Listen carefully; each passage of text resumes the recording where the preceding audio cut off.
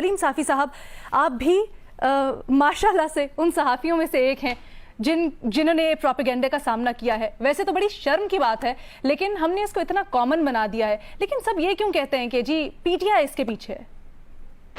नहीं, अब थोड़ा सा मुझे ज्यादा टाइम इसलिए देंगी कि मैं ये एजाज रखता हूँ कि पाकिस्तान के सहाफियों में मैं सबसे बड़ा मुतासिर हूँ ट्रोलिंग का।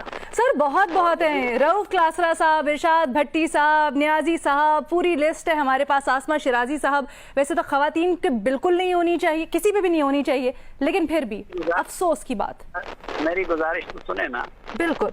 मुझे अल्लाह ने ये एजाज बख्शा है कि मैं किसी एक लम्हे के लिए भी ये इमरान खान साहब की सियासत का हामी नहीं रहा और इस गंदी तब्दीली को लाने में मेरा कोई किरदार नहीं रहा।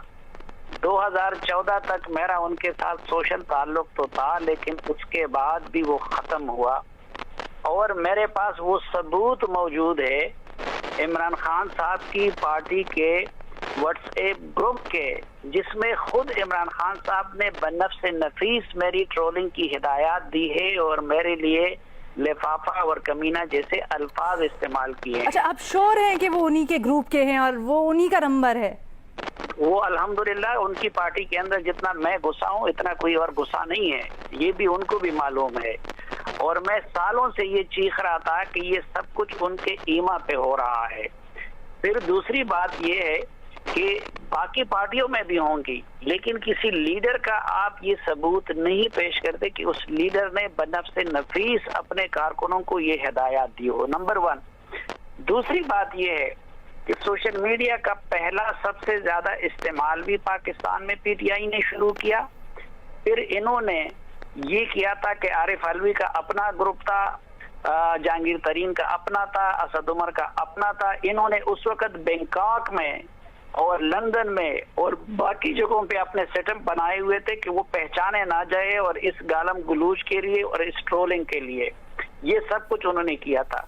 वजीर आजम बनने के बाद भी जो पहले महीने में मेरी ट्रोलिंग हुई, वो इफ्तिखार दुरानी उसको मॉनिटर कर रहा था, वजीर आजम का मुआविन खुसूसी, और वो भी पीएम हाउस से हो रहा था। तो ये सारी चीजें जो बिल्कुल इसको एक कल्चर का रिवाज जो दिया है।